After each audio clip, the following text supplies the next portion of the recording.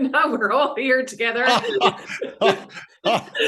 We've committed to having a conversation, us three.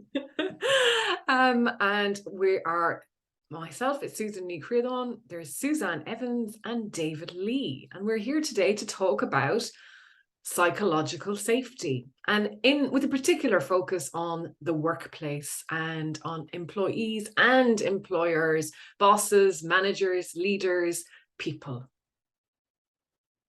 Yes, and actually this conversation came about because we've been speaking separately about various things, haven't we? And thinking about how the world of work and how the world generally has changed post-COVID.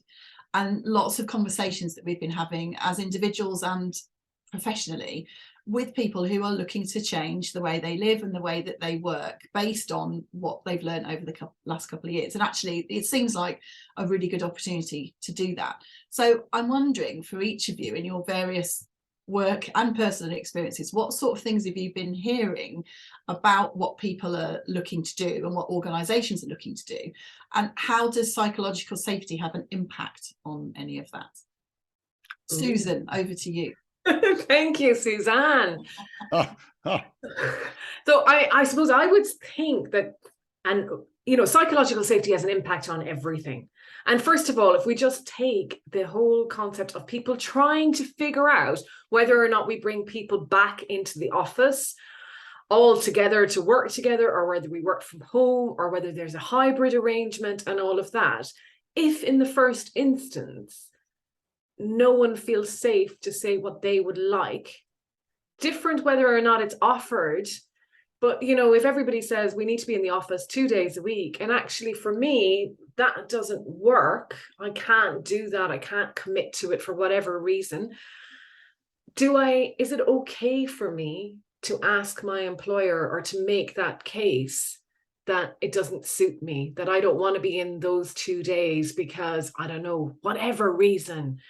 But do I feel comfortable just voicing that opinion and bringing it up? And if I do, am I being listened to? And I think in an organization, there tends to be often, let's make it a policy, or let's make it a process. And it might work for 80% of the people all of the time, but there's always people that are outlying. And do they have a voice? And is that voice listened to? And because as an employer, it's not good enough, I think, to say, well, this is just the way we're going to do it, or this is how we do things around here. Because for me, that, yes, of course, we need to try and get some sort of equilibrium or back to normal, or whatever you want to call it. But it's it's not good enough anymore to say this is how things work. Yeah. That's what I would say. And that's more from my opinion than the people I've been talking to, I think. But I do hear people trying to puzzle out, how do we get this right? Yeah, and I think that's a really interesting point, that the easy answer is just to do a policy or do a process. That's the easy answer.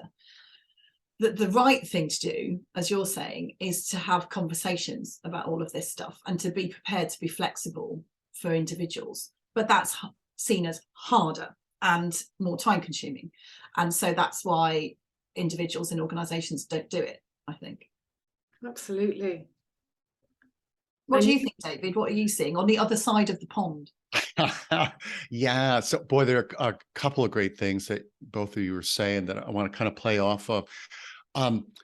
One of the things, so Susan, when you said about the do we want to go back to the workplace or not, I think not only the issue of do I dare say what I really want is so important, but also I really believe that people's experience of how psychologically safe, or just even say like how healthy the culture is, has a huge impact on whether they want to go back or not. They've experienced with the remote working of like not having to deal so much with toxic coworkers or psychologically unsafe interactions.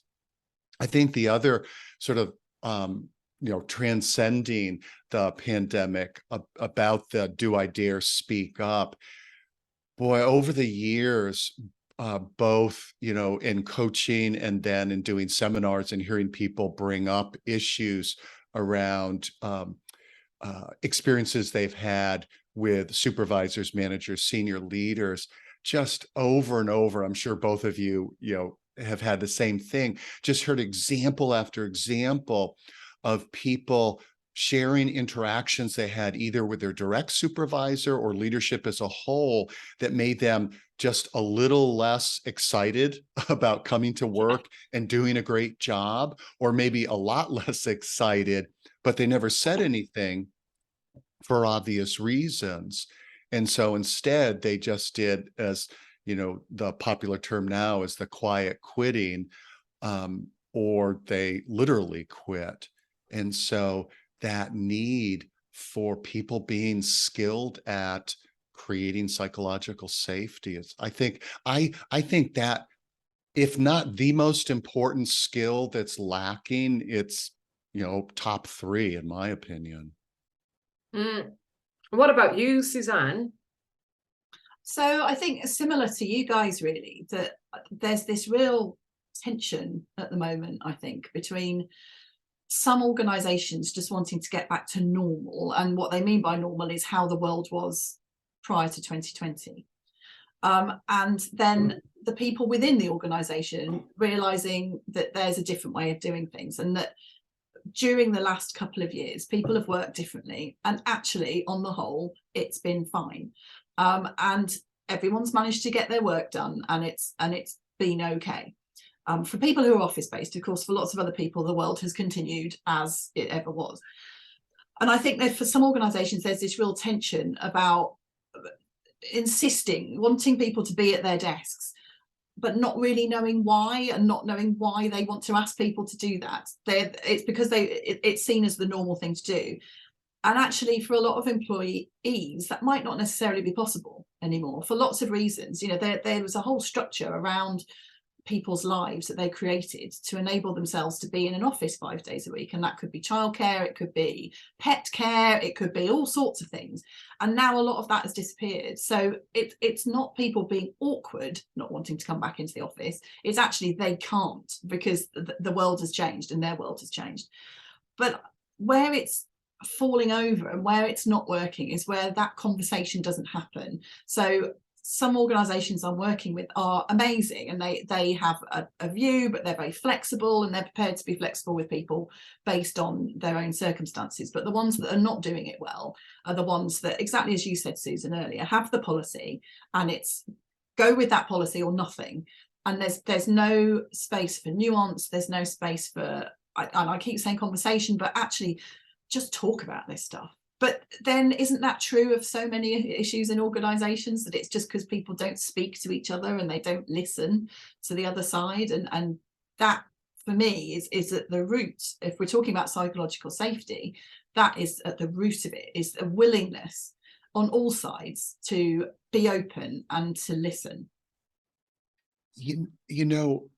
I'm glad you're saying that, Susanne, because to me, it speaks to, well, okay, first off, both, my own experience in having challenging conversations and then working with managers, as you all know, one of the big issues is the challenge that we have with emotional self-management when somebody's really emoting and bringing up really difficult emotions and topics. And so it's like, let's not even just go there so I don't have to feel uncomfortable.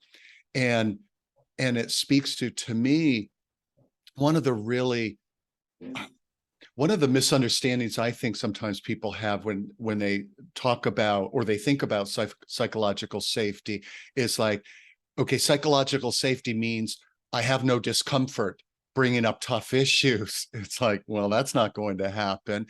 And part of psychological safety is recognizing that by definition, talking about difficult issues is difficult, so it's going to be uncomfortable. And part of my job is learning to manage my own emotional state and my own discomfort with like people not being happy with what I just did, or not thinking my idea is great, or giving me feedback that's unpleasant to hear. So I think that's such a, such a major reason why people avoid the conversation. It's like, hey, I tried that once. It was so, so painful. I'll never do that again. That's a really, like, I completely get what you're saying. And as you're saying it, because it's so true, I'm just wondering if, this term psychological safety, I mean, it is a big term, and it's kind of hard to know what it really means. And I wonder, do people mix up those uncomfortable feelings? I feel uncomfortable, therefore I feel unsafe. So therefore I'm not psychologically safe here. When actually that's not really, well, it might be what's going on, but it's not. The environment is not causing that. It's your own nervous system, what you're bringing to the room that is feeling unsafe. It's not a psychologically unsafe work environment. Absolutely. And I think I loved what you sent us, Susan, beforehand about like, hey, let's each talk about what psychological safety means to us. As I was thinking about that on my walk before we started the podcast, and one of the things that, and this is just a beta version of this sort of Venn diagram, but I was thinking about that whole issue. And so at the moment, what I'm thinking of is like, if you could think of three circles intersecting. And so one is the other person. So how they act, how they talk, their personality style, etc. And typically we think about that like it's all about them, whether I feel safe or not. So there's that. But then there's another circle, which is the topic. So as I was sort of alluding to before, that just by nature, certain topics are very uncomfortable to talk about, no matter how, quote, psychologically safe we experience this person to be. And then to your point, Susan, the third one, it's like, what do we bring to the table? Our personal triggers, our personal history, and also, as you mentioned, our nervous system. Like some people, like I've got one of those, have like a really sensitive nervous system to voice tone, or what I experience as harshness or meanness. So I will get triggered by somebody's presentation, that somebody who's like really rough and tough and like, that doesn't bother they're like, I'm safe. Like, what are you talking about? And so that intersection, and it's really important for us to tease out, like, where is this coming from, and not just to project it onto that person. And that's really interesting, I think, because I do wonder whether the concept of psychological safety has got a bit confused, because it is a complicated term, right? And I think it's perhaps people think it creates an environment where, as exactly as you said, David, no one ever feels uncomfortable. Well, that doesn't exist in the world. And so for me, it's about creating an environment where people feel able to speak up, people feel that they can be listened to, but people also feel okay with there being conflict and there being discomfort and there being challenge and uncomfortable conversations. I hate the word difficult conversations, because it just makes me think it gives people an excuse not to do it because it's difficult, uncomfortable. And that's okay. And that we, in a psychologically safe environment, that can happen. But it can be acknowledged and it can be worked through. And for me, if an organisation or a team is truly psychologically safe, it has the ability to deal with all of that uncomfortableness and all the messiness that goes on in organisations, but can do it in a grown-up way. I love the way you say a grown-up way. Oh, that's you probably both heard me get on my hobby horse about this before, but we're all grown-ups. We need to treat each other like grown-ups, and we need to talk to each other like grown-ups, and then that's the way forward in so many of these things. Yeah, and we need to embody it, because I think Yeah. that's what you were doing there. You were like putting yourself higher in your seat, even as the grown-up. There's many things that I get on my soapbox about, but that is one of them. But it's so true, because the other thing, I suppose, it's what you said there, Susanne, but also what you were saying, David. There's taking responsibility for my own feelings and emotions and regulating myself. I have to deal with several different types of circumstances in any day. There's uncertainty coming at me from every direction. You know, every single day brings new challenges and so on. And I cannot be at work and expect everyone to work like I do, and expect everyone to be on the same page as I am. And it's not about me being psychologically safe. I mean, it is, but it's more than that. It's about what you said there, Susanne, the team behaving like grown-ups, so that we can actually call one another on stuff that's maybe not acceptable, but also feel safe to speak up. And yeah, I think it's noticing that stuff as well. So don't you think a lot of the time everyone, me included, is kind of wandering around on autopilot, and actually we all need time to stop and notice and reflect, and if there was more of that going on in organizations, then there would be more time to see, to realize that people are coming at this from a different place. You know, everyone's had a different start to their day, everyone's had a different experience getting into work that morning, and we need to be aware of that and cognizant of that, and know that everyone brings their whole self. And for me, that's the other thing about psychological safety. You bring your whole self into work, warts and all, and everyone has to be okay with that. Yeah, two things. And I have a little different take with the everyone has to be okay with that. And I sort of like, if I can connect it with what Susan said, you said about calling people out. I think, again, one of the in my opinion, mistaken beliefs about psychological safety is, quote, judgment-free zone. And I think there's a difference between, like, you know, calling Sally out on her not keeping her commitment to her deliverable for this project, or Jim for dominating the meeting. There's a difference between doing that in a kindly way and making Sally and Jim wrong as human beings and having that scoldy vibe. Yeah, I think that's a real distinction that's, to me, is really important. Yeah, so I'm curious what you two think about that.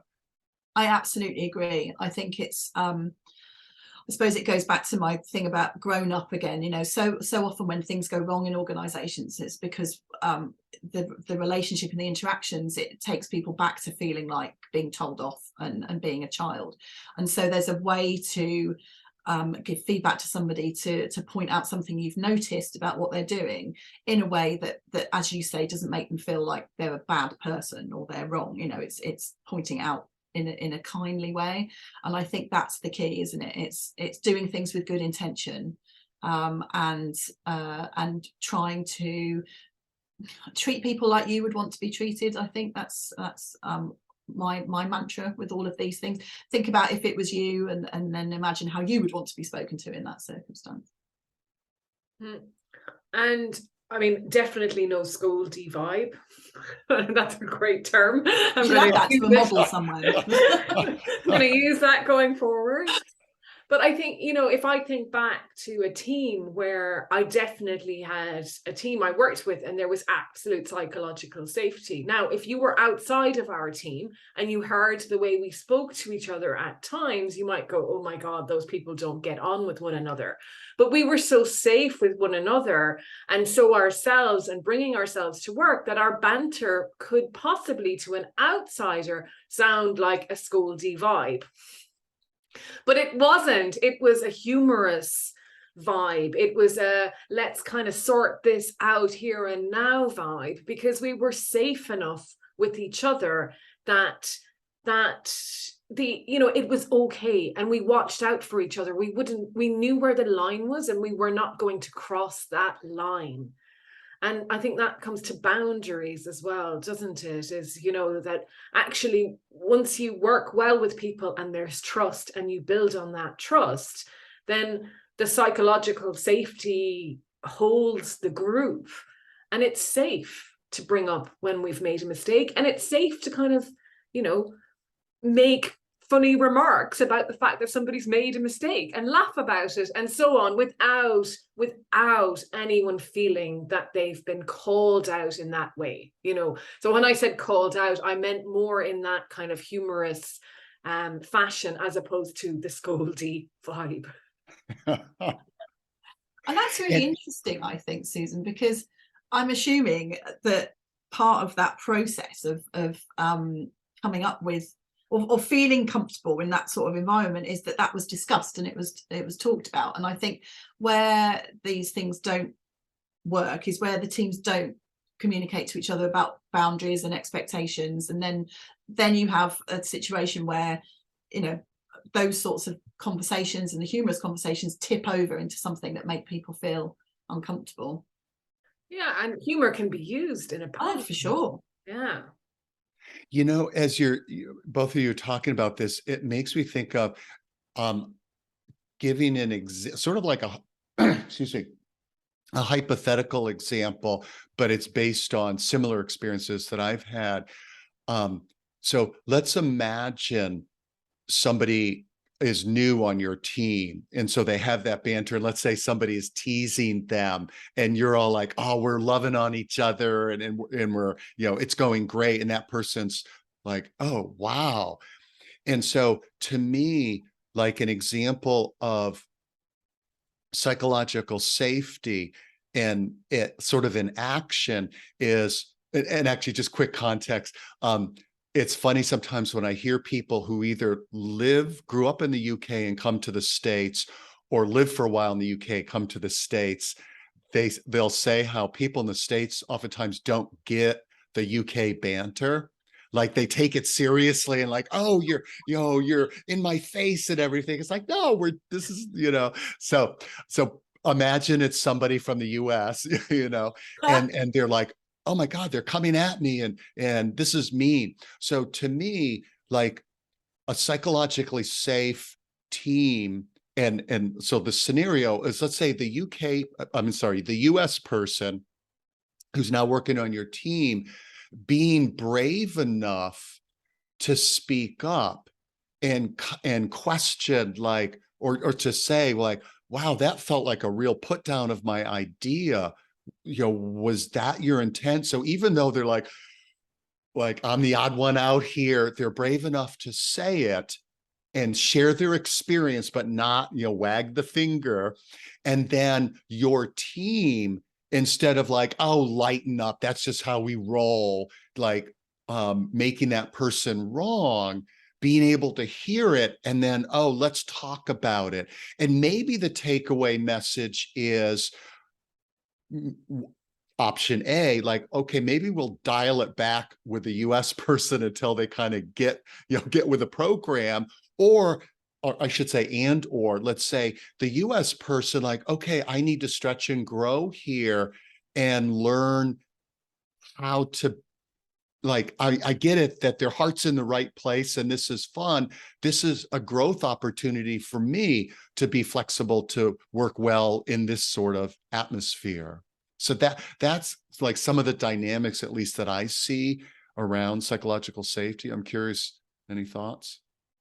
So I would say with that it's kind of like, when you're a kid at home and, and you're growing up and the guest is coming for dinner and you're all told to be on your best behavior as you welcome the stranger into your house, or your aunt or whoever it is. And before, after a while and everybody warms up, then it's okay to go back to how we were. So I think it's horses for courses. And I do think cross-culturally, and I've worked in a lot of cross-culturally teams, we have to be really, really mindful of what works and what doesn't work. And the team should be strong enough, because I think that's the whole point. The team have that strength of character to actually change how they interact with another, to make sure that everyone feels included.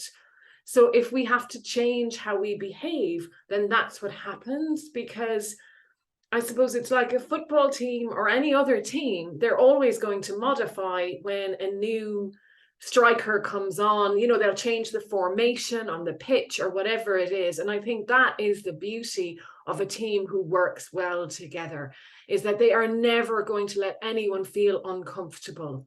That is not, other than some conversations are going to be uncomfortable, but they're never going to let somebody suffer needlessly. And I would certainly hope that that is the case myself. Yeah, I would agree. It's funny, your example, David, triggered a memory in me of one of my when I was very first working, so kind of graduate job straight out of university. And I joined a particular team in this organization, and I was like the lowest of the low. I basically spent my time doing photocopying and carrying other people's briefcases around.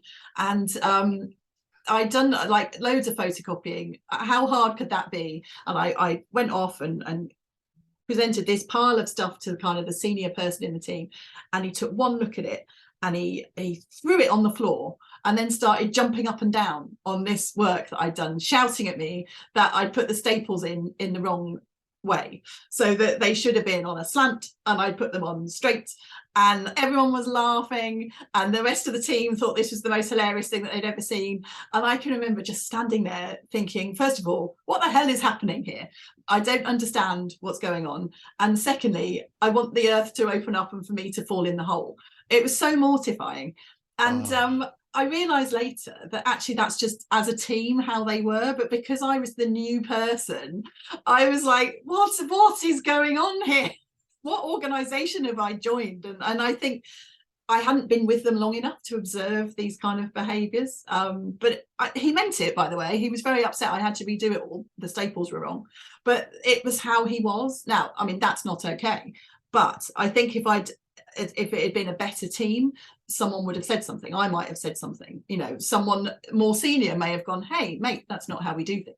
But nobody did anything. And so it left me feeling very vulnerable and very concerned about this career that I'd chosen for myself, and whether it was actually what I wanted to spend my life doing. Stapling. Moved on from that stapling. I don't do so much of that anymore. I've been promoted. But that triggers one for me then, because I remember my first audit job, and I was out with a manager, and then, my senior or whatever. So he was 2 or 3 years ahead of me. And then the director, the partner, came out to review the work that we had done. And I hadn't a clue what I was doing, like not a notion. And I had asked the senior to show me, and it was like, follow last year's file. I mean, those jokes are actually true. When they say, what did the auditor do? Followed last year's file. But it still didn't make sense. And I just wanted someone to explain it, so then I would know what I was doing. And this guy was unable to do that. And then the partner pulled me up, and, he asked me why I had done something the way I had done it. And I gave this explanation because I didn't know what I was talking about. And he looked at me and he said, you have no idea what you're talking about, do you? And I said, no. And whatever. And it just went downhill from there. And it was basically like, I don't ever want to see you on one of my jobs ever again, And what amazed me, and I think this is something that I really took from that day, was the audit senior never, ever had my back. He was the boss. He was my line manager. He was in charge. And I swore on that day that I would never let anyone in my charge feel the way I felt in that moment, that I would never allow that to happen. And I always stood between, the more junior members of my team and whoever was the kind of, the partner or whatever. And that was not a psychologically safe environment at all to be in. Nobody was treating another person like a human being. I think that's what it comes down to often, isn't it? It's just about treating all of us as humans. So I absolutely agree. The question I continually ask myself, though, is why do organizations not do this stuff? Because it's clearly important. It's important in terms of keeping people, for recruitment, for retention, for productivity, engagement, etc., etc. But so why is it not happening all the time? I've got a few thoughts. I thought you probably would. Oh man, there are just so many neat, like, loose threads going on. So Suzanne, when you talked about the importance of noticing and reflecting on, and for me, when I do programs on constructive conversations, really, I would say my major focus is, like, I don't feel like I'm super skilled at, like, if somebody reacts in a really difficult way, how to, like, come up with a quick response. I like, I'll say I have delayed intelligence. The responses come later, hours or days, not in the moment. So that's not my strong suit. But my strong suit, I believe, at least, is encouraging people to look at, how do you show up, and how can you create psychological safety as much as possible for others? And it gets back to something that well, both Susan and Suzanne mentioned about the behaviors of the people in power. Is one of the little quotes or mantras that I believe in, that I think in part and is part of your really important question, Suzanne, about how come this stuff doesn't happen, is power often brings immunity from feedback, but not reality. And so you think about when people are in positions of power, or they have a real powerful personality, they don't get a lot of feedback around, like, that was really rude, or I didn't really appreciate that. And so there's this illusion that there's no consequence to behaving badly. Yet we know there's huge consequence. You just see the global low engagement levels, and all the stories we've heard over the years of people leaving because of mistreatment, et cetera. And so so there's the effect of power. And I also wonder, so here's one of my little theories from back in my being a therapist days. And also the research on cults is one of the reasons why one of the things that happens in cults are also like fraternity hazings, is that self-justification to resolve cognitive dissonance. Like, this must be a really valuable organization to be part of, given I tolerated all this mistreatment to be part of it. Like, there's lots of psychological research that shows that strengthens commitment. And so one of the things that one of my little theories over the years is, especially the real alpha personalities who tend to rise to the top, the only way for them to not have real cognitive dissonance over all the ways they were verbally abused and bullied is to convince themselves that, hey, that's just the way it is, and shut down emotionally, so they're not constantly resentful for how they've been treated. And so now they're shut down in their dealings with other people, and they've justified that type of behavior. So like the ridiculous behavior, the guy stomping on the report, any adult thinking that's appropriate. Like, what kind of bizarre world have you created in your mind to justify that? But we all know of iconic leaders, Steve Jobs, for instance, like, who behave badly. And that's just like, oh, they're just a genius, and that's just who they are. So I'm curious, like, what your theories are about, like, why that why behavior that doesn't create psychological safety is so prevalent. And I would like follow on kind of from what you said, David, and I was thinking exactly that about the guy jumping up and down and throwing everything on the ground, and how disrespectful, and you know, and how like conceited to think that, you know, this is that important, like, you know, like it's not a life and death situation here, it's a few staples, you know. Speak to me like treat me properly. But I suppose knowing what I've learned about myself in the last number of years, I never knew what I didn't know, right? I didn't know that sometimes when I behaved badly, as we might look at it now, or triggered, that it wasn't automatic. Even the fact that I would often cry in a meeting, not because I felt unsafe or anything, but this was a conditioned response I had to being frustrated. And once I learned different things about myself and how I could regulate my own behavior and be responsible for my own behavior, it wasn't them that made me cry. I made myself cry in reaction to what was going on.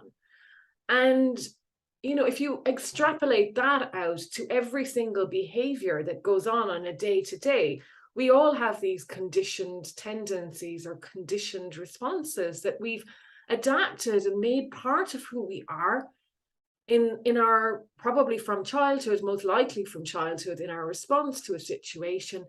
And then that is how we respond or react. And we don't necessarily know that we have any autonomy or any, I don't know what the word, but we don't realize that we have control over it, maybe. That Like we, agency. Thank you. Agency is a great word. That actually, if I take responsibility for this, I can do something about it. And instead, we say, David annoyed me.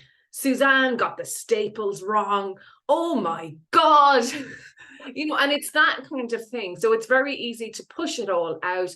And then my behavior, like you said, self-justification. And I think you don't even need power for that. You can be at any level in the organization to justify your behavior. And we don't know what we don't know. So if you don't know, you can do something about it. How do you know?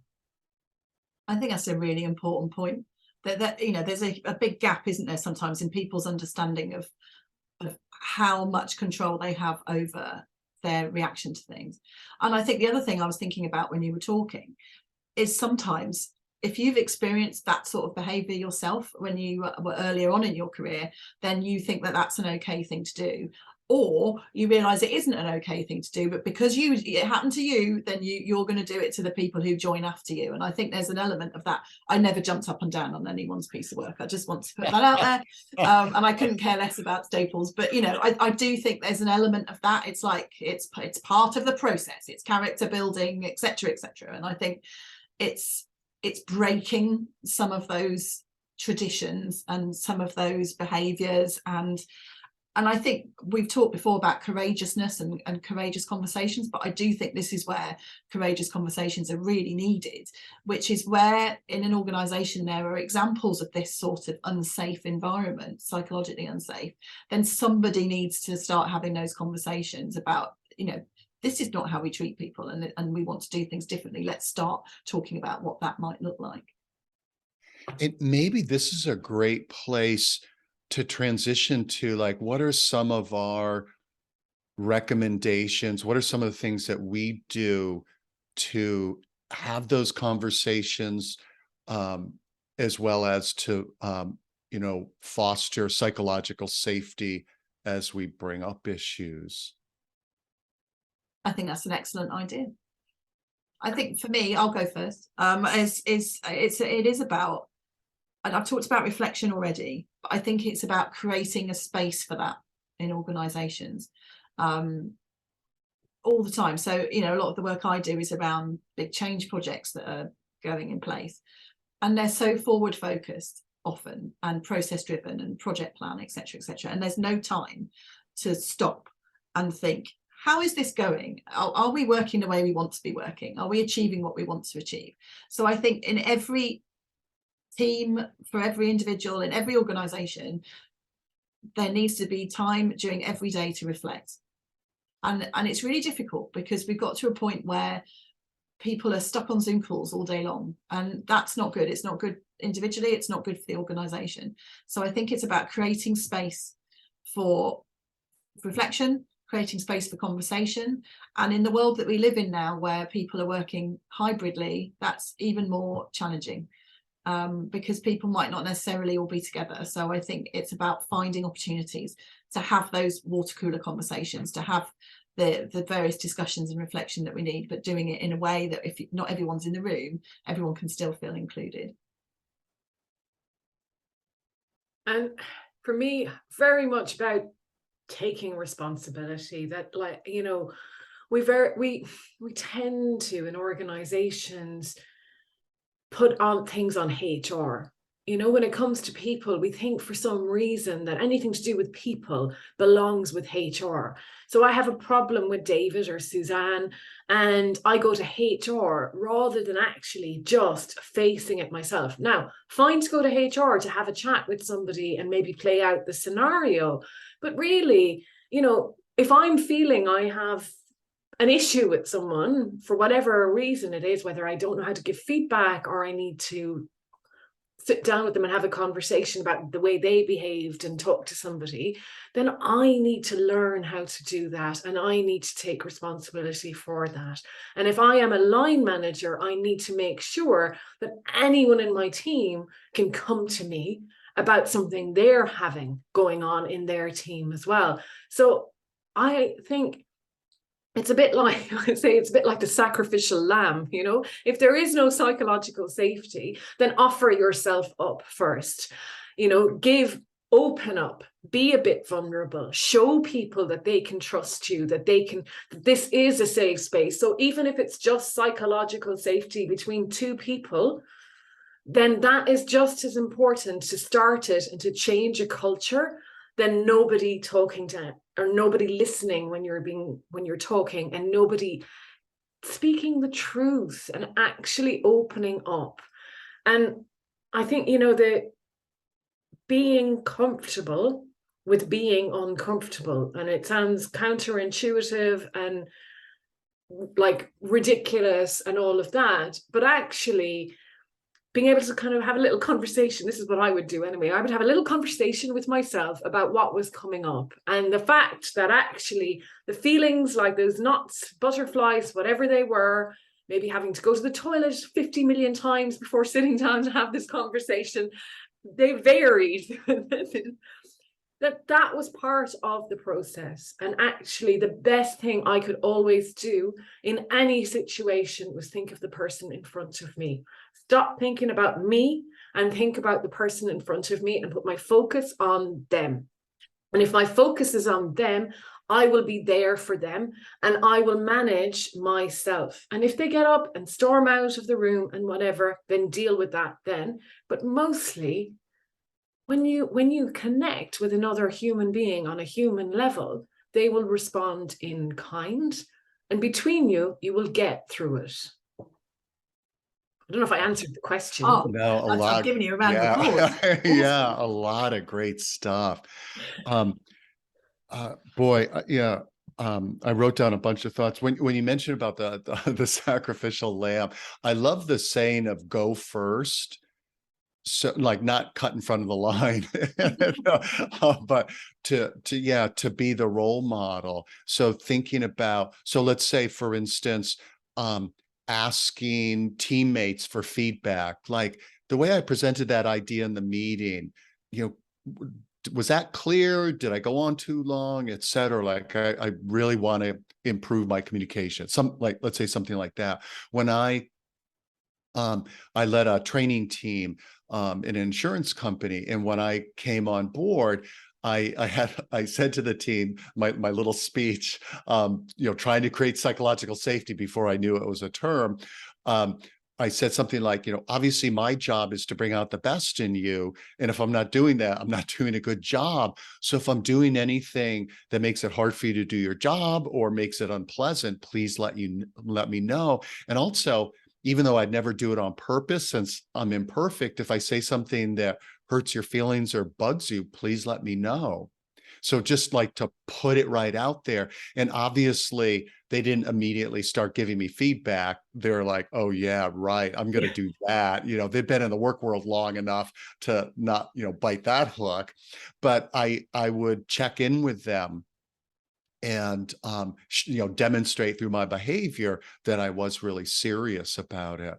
I think another hopefully practical tip, and actually I like unwittingly used this when I asked, I wondered if it would be good for us to transition into, is that sort of like low key way of presenting an idea versus you think about people who say their point of view in a really like bossy, overpowering, this is what we need to do next. Like that's not very inviting of, other opinions, etc. So that more low-key way of like, so especially let's say the leader of a team, what do you think about such and such, versus this is the direction I think we should go. Anybody disagree?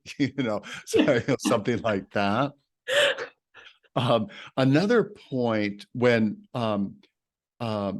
Susan, you were mentioning about like it sort of like it begins with us, like, and and then I think Susanne talked about the childhood stuff too. Is a friend of mine, Fran, I love something that she says, and I still continue to work on this, is I'm not going to require other people to be a certain way for me to be at peace internally. And isn't that awesome? So shout out Fran Leoto. And so when somebody acts in a way that I find irritating or off-putting, or I'm like, quote, feel psychologically safe, it's a two-way situation. It's, I think, okay, what do I need to do so they can be that way? And maybe I still challenge them on it, but they're not running my emotional state. They're not running my nervous system. That's my responsibility. So that, and then I'll just throw out one more. So, I mean, and that's like a lifelong practice for some of us. And I'll just do one other, hopefully practical tip that I try to pay attention to. If I do have to bring up a topic that's sensitive or feedback that's not going to be fun to hear, I really try to modulate my voice. So I know the message itself will be hard, and how can I like soften my voice so it's not a double whammy of a like intense tone of voice or irritated tone of voice along with a hard to hear message. So like softening the voice tone. So those are a few things that I think of. I think they're all really excellent points. I was thinking when you were speaking, David, about broaching difficult subjects. And I think for me, the other thing I've learned over the years is to be really clear about if there's something difficult that needs to be talked about. The temptation for us all is to get all waffly and because we don't want to say it, so we just keep waffling round and round, and the person then leaves the conversation thinking, well, I don't really know what that was about. And so I think it is about kind of planning, thinking about it in advance. I definitely agree in terms of tone of voice and situation and where you choose to do it. So think all that through in advance. Think about how, if it, going back to the point I made right at the beginning, if it was me and I was having to be told this thing, how would I want to be told it? And then try and do it in that way. But then also be prepared for it not to go to plan. Because people react, and I think for me, one of the big reasons why people choose not to be open and to invite questions and to invite inquiry is they're afraid of the emotion, and they're afraid that someone will cry or someone will get angry. So I think be prepared for that. And also be prepared for things to go wrong. As you said, David, we're all human. We all make mistakes. And I've said stuff in meetings before which didn't land well, and I should have said it differently. And then I think it's about going, yeah, you know what? You're right. I could have said that better. Let me just take a pause. Let me think about what I want to say, and then I will say it in a better way. And I think, it's okay to do that. You're not a machine, you're not a robot, you're a human, and you can get things wrong, and you just apologize and then you move on. And I think it's having a plan, but then be prepared to be flexible. Absolutely. And I'm just going to build slightly on that as well, because I think the other thing is allow for silence. Yes. So when you do deliver something, if it's bad news you're giving somebody, and that's a difficult conversation to have, especially if you're letting someone go, firing them or whatever, let it land. Give the person the space, because what I found is people will ask that question over and over again, but why? Or tell me again what I did, or whatever. And I think it's not hurrying that process along, but being there and responding to what that person wants, which I suppose is that, you've called it have that plan, but be ready to kind of deviate from the plan. It's being okay with what's unknown, being okay with what's going to come up in conversation and responding to that, not keeping to your agenda. Go, I have to get this point across and I wish they'd shut up now because I need to get to my next meeting. It's like actually respond to the person in front of you. And, you probably have to say very little, actually, usually in those conversations as well, because the other person will do the talking.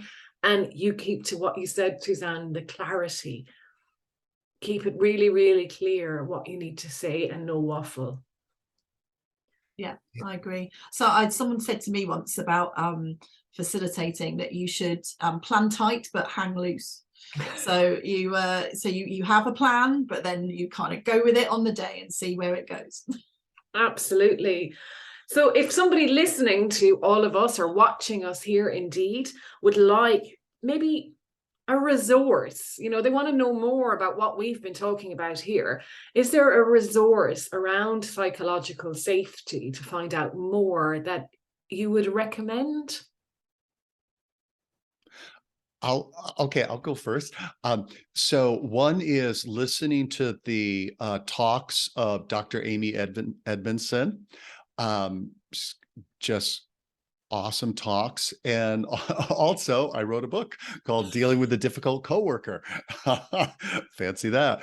And a big part of it is all around like, how do you, what Susanne was saying, how do you prepare ahead of time so your message is clear, non-antagonistic, and you create an inviting message? Brilliant. Susanne?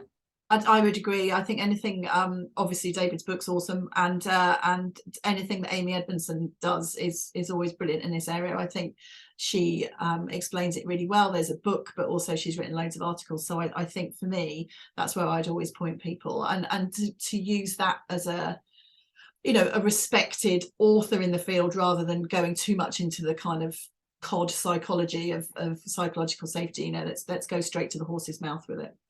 Yeah, and I would absolutely agree. I think the TEDx talks or the TED Talks that Amy Edmondson does are fantastic.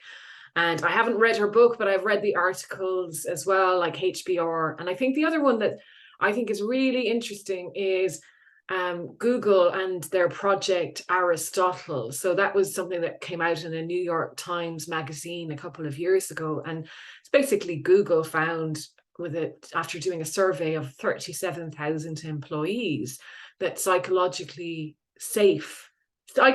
safety was the thing that made great teams. It was the top thing that made great teams. And I think, and they didn't expect that either. That's not what they thought would come true. And I think that's a very well written article, and one that anyone could kind of dissect and learn easily about psychological safety.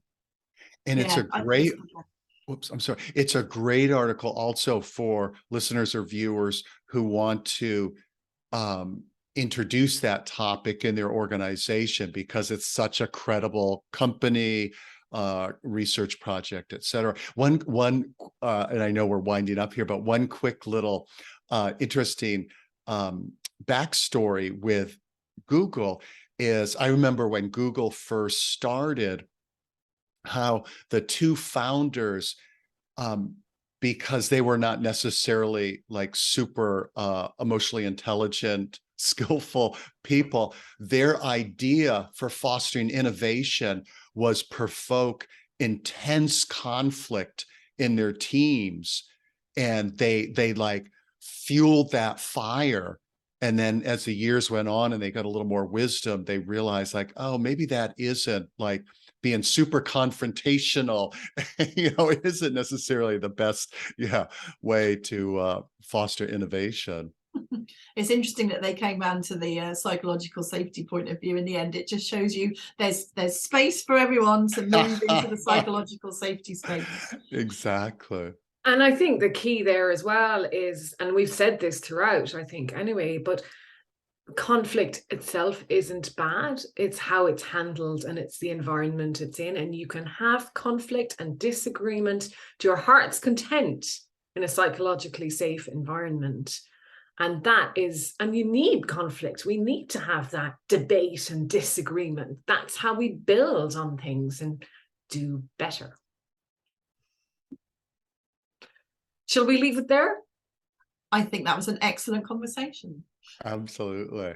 And maybe the next time we'll invite you all, not you, David and Suzanne, but you listeners, watchers, you as well. Yeah, we'll be here. We'll invite others to join this conversation and maybe take some live questions. That would be awesome.